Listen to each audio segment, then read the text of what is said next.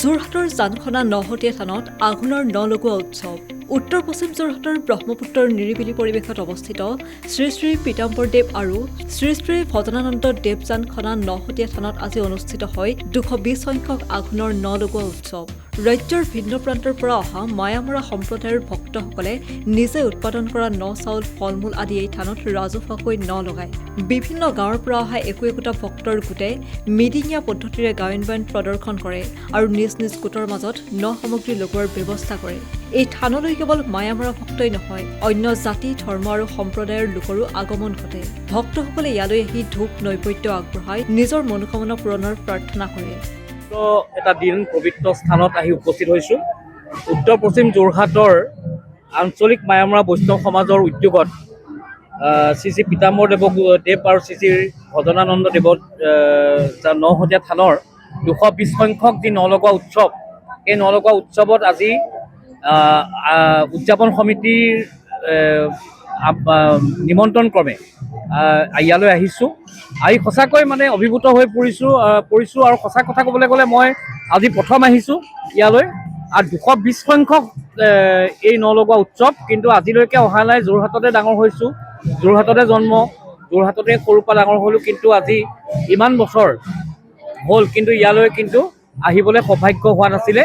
আৰু জানো, গম পাওঁ, কিন্তু আহিবলৈ সৌভাগ্য হোৱা নাছিল। আচলতে কথাবিলাক আমাৰ এটা বিশ্বাস আছে যে যেতিয়া আমাৰ ভগৱান বা দেৱী সকলে যেতিয়ালৈকে তেখেতসকলে আমাক আহিবলৈ বা তেওঁলোকে যদি আমাক নামাতে, তেতিয়াহ'লে আমি ধৰ্মস্থলীবিলাকলৈ আমি যাব নোৱাৰোঁ বুলি এটা বিশ্বাস আছে।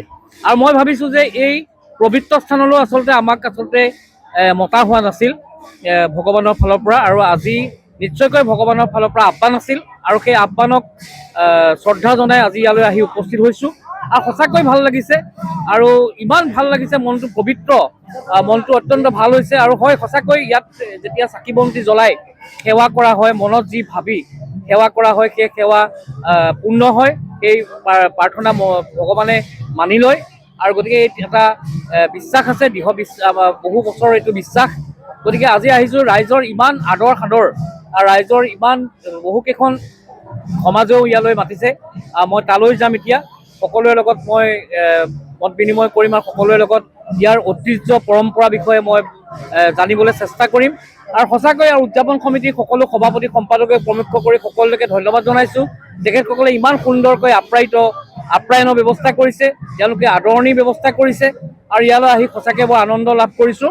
আৰু মই ভগৱানৰ ওচৰত প্ৰাৰ্থনা জনাইছোঁ, এই পবিত্ৰ স্থানৰ পৰাই মই ভগৱানক প্ৰাৰ্থনা জনাইছোঁ যাতে আমাৰ ৰাজ্যখনৰ যি আমাৰ সমস্যা, সেই অপুৱা উৎপত্তি, সেইখিনি ইয়াৰ পৰাই যাতে নাইকিয়া হওক, আৰু সকলোৱে পৰিয়াললৈ আনন্দ আহক, সকলোৱে পৰিয়াল সুখেৰে থাকক। আৰু আমিও আজি ইয়ালৈ আহি যি তেখেতৰ ওচৰত আমি সেৱা মাগিছোঁ, যে যি মনত ভাবিছোঁ সেইখিনি যাতে পূৰ্ণ হয়। গতিকে মই এই মুহূৰ্তত এইখিনিকে ক'ব বিচাৰিম। যোৰহাটৰ পৰা অনুপম বৰা, নিউজ ডেস্ক ৰিপৰ্ট।